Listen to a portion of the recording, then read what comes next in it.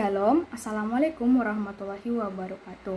Perkenalkan, nama saya Esra Manulang. Saya mahasiswi Institut Teknologi Sumatera dengan program studi Rekayasa Instrumentasi dan Automasi. Baik, pada video kali ini saya akan membahas tentang pelatihan dan sertifikasi teknik instrumentasi. Sebelum saya masuk ke dalam pembahasan, izinkan saya untuk menampilkan biodata singkat saya. Nama lengkap saya Esra Magdial Manulang.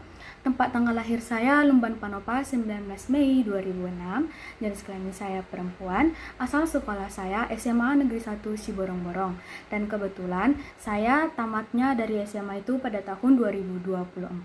Dan di 2024 SMA kami masih memiliki di jurusan IPA dan IPS, dan kebetulan saya berada di jurusan IPA.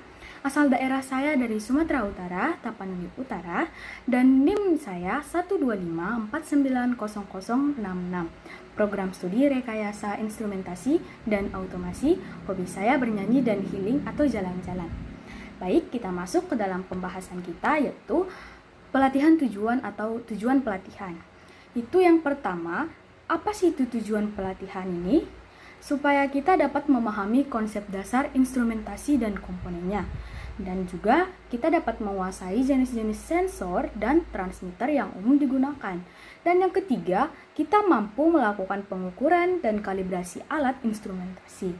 Dan berikutnya, kita memahami prinsip sistem, kontrol, dan otomasi.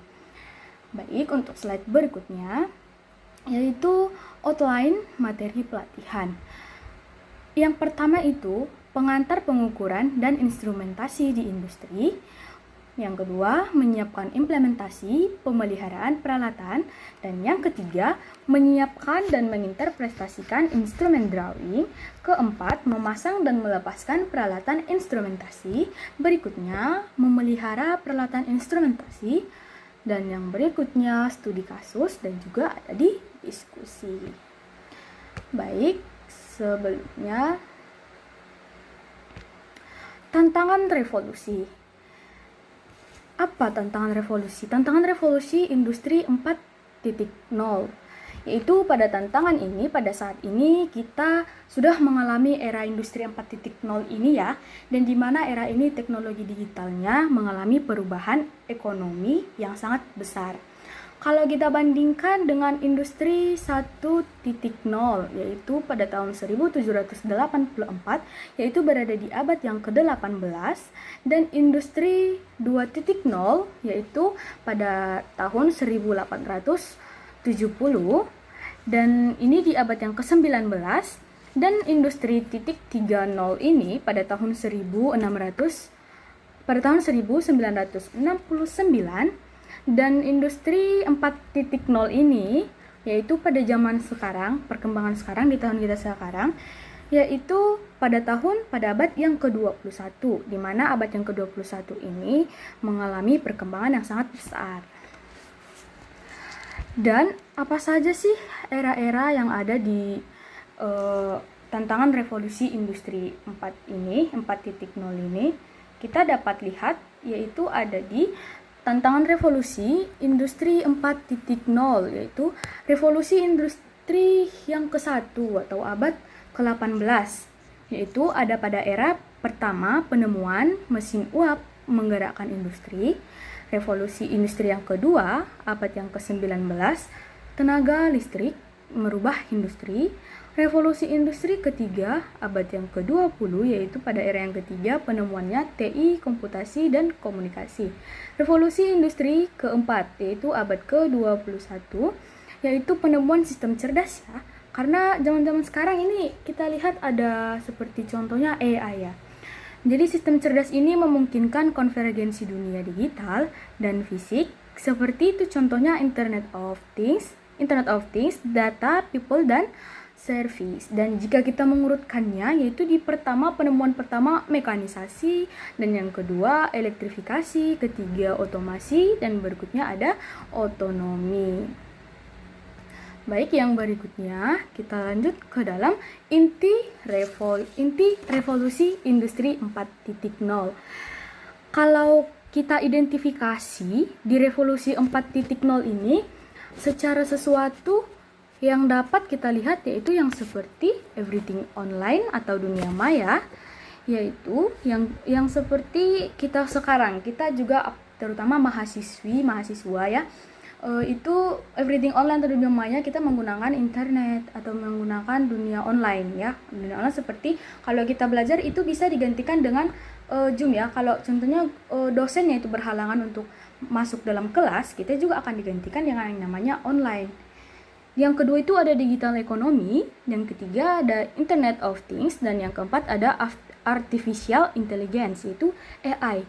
Kita tahu seperti perkembangan zaman sekarang, kita banyak menggunakan yang namanya AI ya. Perkembangan sekarang itu kita banyak menggunakan AI. Saya sebagai mahasiswi, saya juga menggunakan yang namanya AI. Karena AI ini sangat banyak membantu ya pekerjaan manusia di sekarang. Maka untuk itu dalam industri AI juga akan masuk ke dalam dunia industri. Selanjutnya ada big data, ada robotik, ada print 3D, autonomous machine learning, disruptive teknologi, dan lain-lain. Mungkin itu akan menjadi tren-tren dalam dunia masa depan. Baik, kita masuk ke dalam pembahasan pengenalan teknik instrumentasi. Apa sih itu instrumentasi? Instrumentasi itu mempunyai peran penting dalam proses produksi di industri, khususnya yang menggunakan teknologi atau teknologi otomasi. Yang kedua itu setiap sistem produksi itu membutuhkan yang namanya pengukuran dan pengendalian variabel proses produksi untuk mendapatkan produksi yang sesuai dengan spesifikasi. Ya, karena di dalam ini yang termasuk sistem produksi itu membutuhkan pengukuran. Itu artinya itu pengukuran berkaitan yang namanya instrumentasi, dan instrumentasi itu pengukuran berkaitan dengan dan juga pengukuran itu berkaitan yang dengan namanya pengendalian. Jadi apa itu yang kita ukur dalam membutuhkan pengukuran dan pengendalian? Apa yang akan kita ukur yaitu variabel proses produksi untuk mendapatkan produk yang sesuai dan spesifikasi. Yang berikutnya ada kesalahan dalam instrumentasi akan berakibat kesalahan proses kontrol sehingga akan mengalami kerugian. Jadi sekarang seperti ini sekarang sudah ada ya sertifikasi untuk masalah pengukuran laboratorium. Harus menggunakan laboratorium yang berstandar SNI, ISO, IFI 17025. Ini sangat penting ya, ini sangat berguna, itu terkait dengan instrumentasi. Kita lanjut ke dalam slide berikutnya, kita akan membahas ya definisi instrumentasi. Di awal tadi di slide berikutnya kita membahas pengenalan teknik instrumentasi. Apa itu instrumentasi? Sekarang kita masuk dalam definisi instrumentasi. Seperti yang kita ketahui ya, yang kita bahas tadi di slide pertama itu instrumentasi. Apa itu instrumentasi? Ya, instrumentasi itu memiliki dua makna. Yang pertama itu di bidang ilmu musik, yaitu instrumentasi. Yang memang ya dari nama itu instrumen ya, dia masuk dalam musik, instrumen musik. Apalagi itu kalau kita dengerin lagu ya, kalau dia nggak ada musik, tanpa musik itu kedengarannya itu kurang bagus ya atau jelek. Jadi itu gunanya kita ada instrumen, yaitu alat musik. Ya seperti saya ini ya, saya mahasiswi dalam prodi Institut Teknologi Sumatera dengan program studi rekayasa instrumentasi dan otomasi. Dari namanya juga kita dengar dia ada instrumentasi dan otomasi. Jadi waktu saya itu ada kelas, jadi kita jalan lah kan ke kampusnya. Jadi ada orang teman saya yang nanya, oh iya, nama kamu siapa ini? Aku jelaskan nama aku ini Esra Manula. Oh kamu ini kamu prodi apa? Jadi saya jawab itu, oh iya saya prodi rekayasa instrumentasi dan otomasi. Terus dia jawab lagi, oh kamu itu ya yang bagian musik ya, dia mempelajari tentang musik ya. Terus saya gini, musik ya memang ya kedengarannya instrumentasi, instrumen itu masuk dalam dunia musik ya, tapi kan kita juga program studinya ada dan automasi. Jadi kita itu membahas tentang pengukuran robotika, AI dan lain sebagainya. Tapi kita tidak membahas ini ya teman-teman ya. Kita tidak membahas instrumentasi itu adalah musik. Jadi yang kita bahas adalah instrumentasi yang kedua, yaitu the use of rods, cruise plates, hooks, wires, blocks, to correct and stabilize abnormalities of the spine. Yaitu tentu saja perkembangan instrumentasi itu mengaruh ke sini ya, yaitu yang ada di poin ketiga, yaitu apa? An electrical or pneumatic device placed in the flight to provide measurement and or control capabilities for the system. Yaitu, dan juga untuk poin yang terakhir, poin yang keempat, yaitu instrumentasi berkaitan dengan pengukuran dengan alat baik langsung maupun tidak langsung untuk mengatur dan atau mengendalikan variabel proses. Fungsi instrumentasi, yaitu apa sih itu fungsi instrumentasi? Apa kegunaan instrumentasi itu ya? Yang pertama itu berfungsi sebagai alat pengukuran parameter proses. Jadi di dalam instrumentasi ini, seperti yang saya katakan tadi, kita ini membahas tentang pengukuran ya, pengukuran dalam bidang tertentu, seperti yang kita ukur, seperti yang kita laksanakan ya. Kita menggunakan ada robotika, ada AI. Jadi apa yang kita ukur yaitu parameter proses. Yang kedua, sebagai alat analisis hasil pengukuran. Yang ketiga, sebagai alat kendali proses. Yang keempat, sebagai alat perekam atau record suatu proses. Dan selanjutnya sebagai tool untuk melakukan analisis data trend. Dan berikutnya ada dan lain-lain. Jadi apa saja ya yang termasuk dalam fungsi-fungsi instrumentasi itu? Ya ini yang termasuk dalam fungsi-fungsi instrumentasi. Kita lanjut, yaitu ada contoh pengukuran ya. Contoh pengukuran. Ya ada itu pengukuran temperatur, pengukuran flow, pengukuran tekanan atau pressure, pengukuran level, pengukuran massa, pengukuran volumetrik, pengukuran pH, pengukuran besaran listrik, atau itu yang masuk dalam pengukuran besaran listrik ada tegangan, ada arus, frekuensi, daya, tahanan, isolasi, dan lain-lain. Dan kemudian ada pengukuran konduktivitas. Selanjutnya ada pengukuran kandungan gas dan lain-lain sebagainya. Apa sih bedanya instrumentasi ini? Ya, instrumentasi ini kita juga seperti ini di fisika ya. Kita instrumentasi, tapi kita banyak mengukur ini. Kita banyak sekali mengukur temperatur, mengukur flow, mengukur tekanan ya. Jadi seperti yang saya tahu, program studi rekayasa instrumentasi dan otomasi ini termasuk juga dalam fisika ya. Dia juga mempelajari tentang pengukuran. Jadi ya termasuklah ukuran dalam yang pelajaran dari fisika masuk ke dalam program studi rekayasa instrumentasi. Kita lanjut ke dalam slide berikutnya. Ada itu pengukuran. Nah, tadi kita itu kan udah bahas ya, itu instrumentasi itu terkait dengan apa?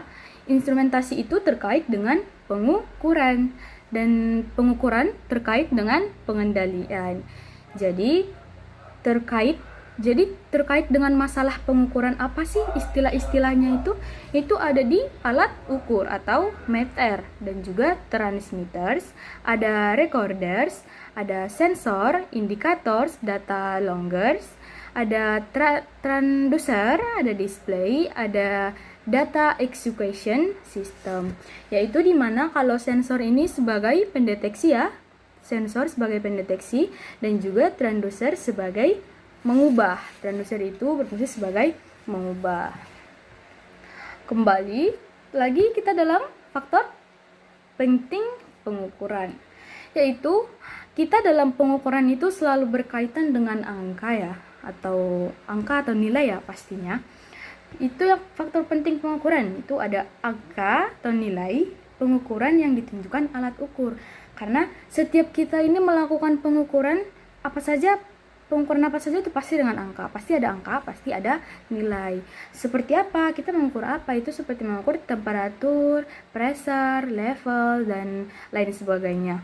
Kalau pressure itu kita melakukan menggunakannya itu ada dalam 10 pangkat A, 10 pangkat negatif A ya. Dan menggunakan bar, ya berapa barnya? 5 bar. Jadi cara melakukan pengukuran itu juga kita harus melakukannya dengan baik dan benar. Itulah yang dimaksud dengan yang kedua, metode atau cara melakukan pengukuran besaran yang diukur. Karena kita ini harus melakukan pengukuran dengan baik dan benar. Kalau kita salah di satu ukuran, itu akan salah di slide selanjutnya. Itu yang dimaksud dengan metode ini. Dan berikutnya, alat yang digunakan atau device untuk melakukan pengukuran. Ya, kalau alat yang kita gunakan ini kalau kita mengukur ya, kita harus memiliki alatnya juga. Dengan apa kita mengukur? Yang selanjutnya ada satuan unit. Baik, selanjutnya ada alat ukur. Ya, seperti slide yang di pertama tadi, ada itu alat yang digunakan atau device ya untuk melakukan pengukuran. Maka itu kita bahas lagi alat ukur. Alat ukur adalah peralatan atau device yang digunakan untuk pengukuran. Kalau kita mengukur temperatur, bisa menggunakan termometer. Kalau kita mengukur tekanan, kita pakai pressure gauge. Kalau kita mengukur flow, kita menggunakan flow meter ya.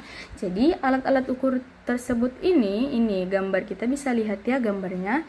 Jadi alat-alat ukur ada itu beberapa jenis, yaitu ada termometer, ada pressure gauge, ada flow meter, ada level meter, ampere meter, voltmeter, wattmeter, pH meter, Megger, dan lain-lainnya.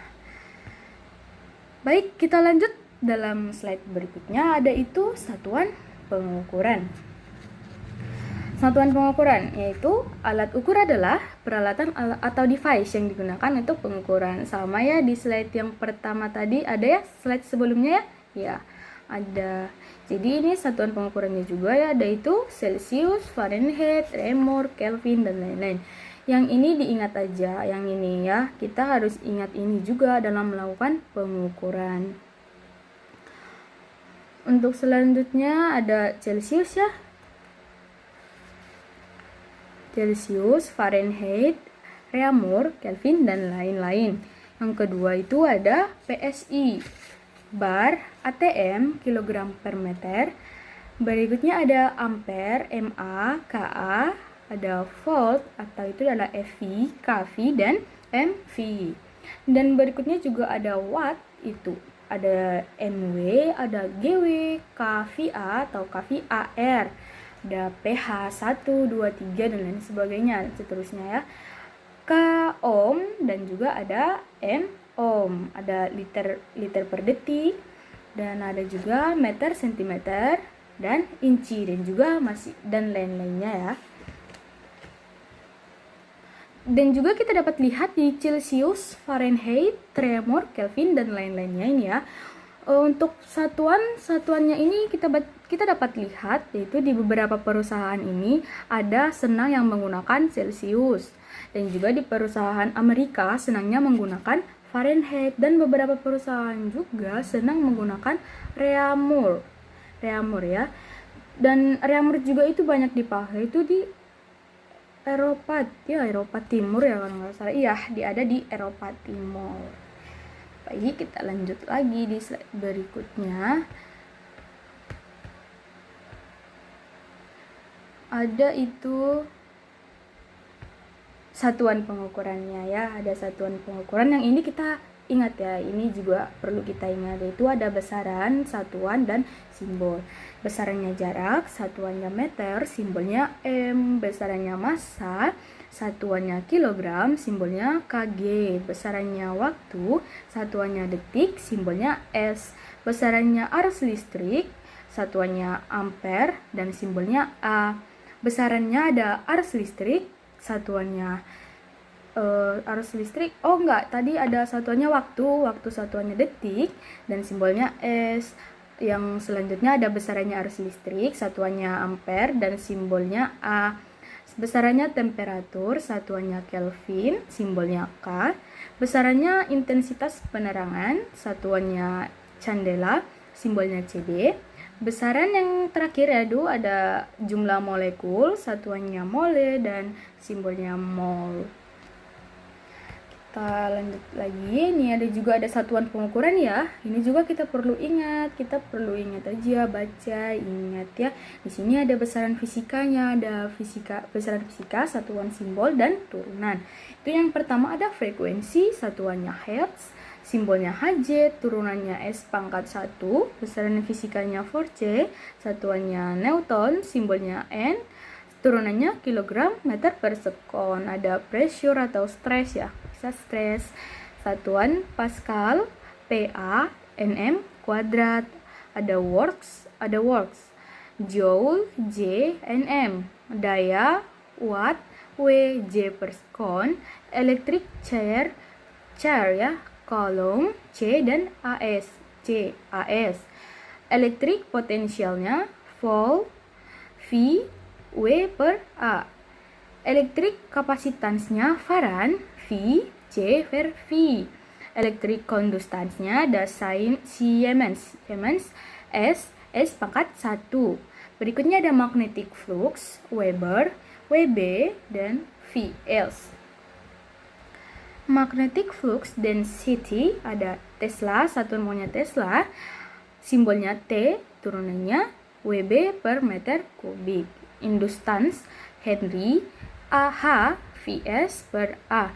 Luminous flux, lumen, LM, CD, SR, dan lain sebagainya yang masih ada. Kita bisa lihat ya, kita baca, dan kita ingat. Kita lanjut lagi dalam satuan pengukuran.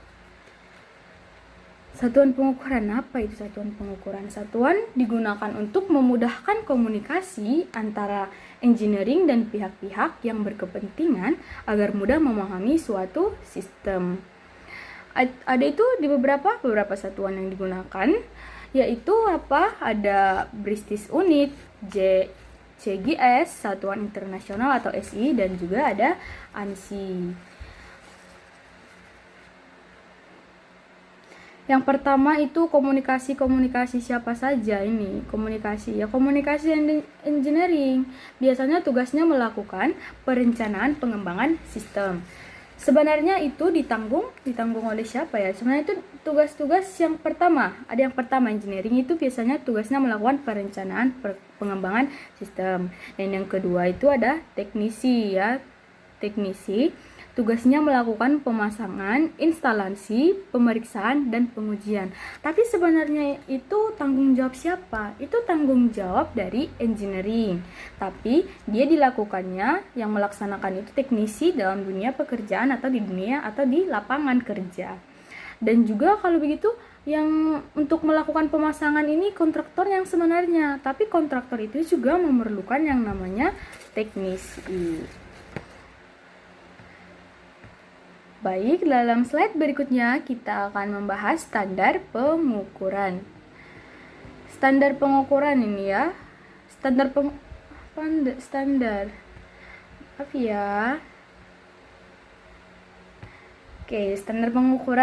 Standar pengukuran ini dibagi menjadi 4 bagian, yaitu ada standar kerja, yang kedua standar nasional, ada standar internasional, dan standar ketelurusan. Yang pertama standar kerja, yaitu dia menetapkan atau memproduksi ulang nilai suatu satuan untuk meneruskan ke alat ukur dengan perbandingan. Yang kedua ada nasional, dasar untuk menetapkan nilai dari semua standar lain. Yang ketiga ada itu standar internasional, di mana dasar untuk menerapkan nilai dari semua standar lain.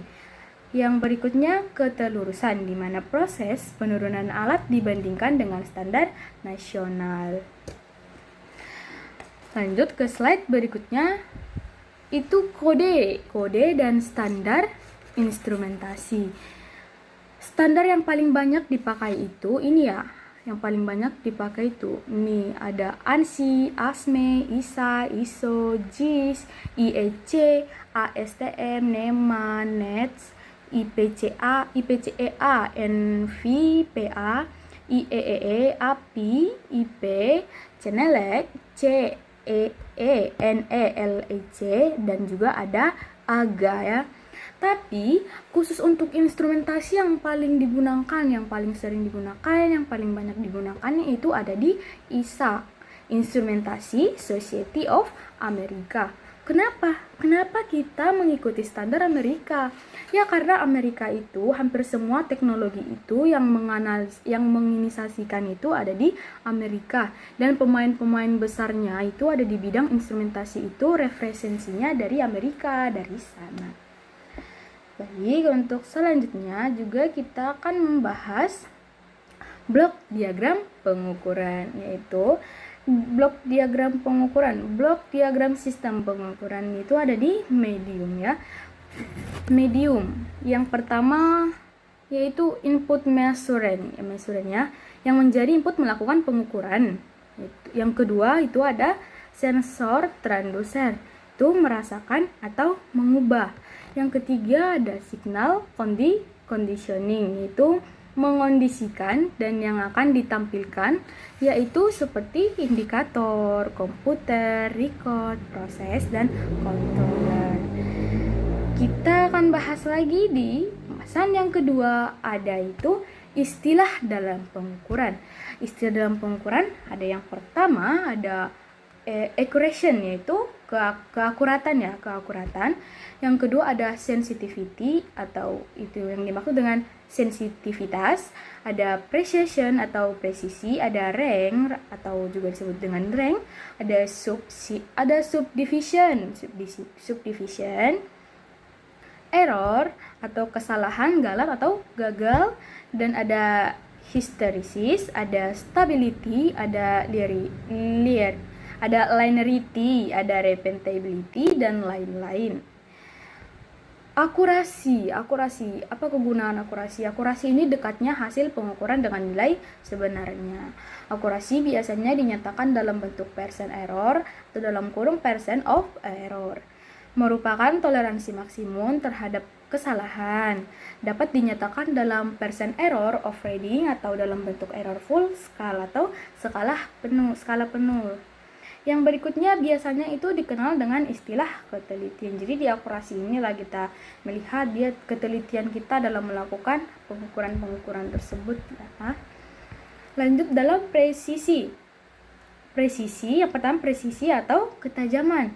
Yang kedua ada kemampuan alat untuk menghasilkan hasil pembacaan yang serupa untuk suatu pengukuran yang berulang. Yang ketiga ada presisi lebih berkaitan dengan pengukuran yang berulang.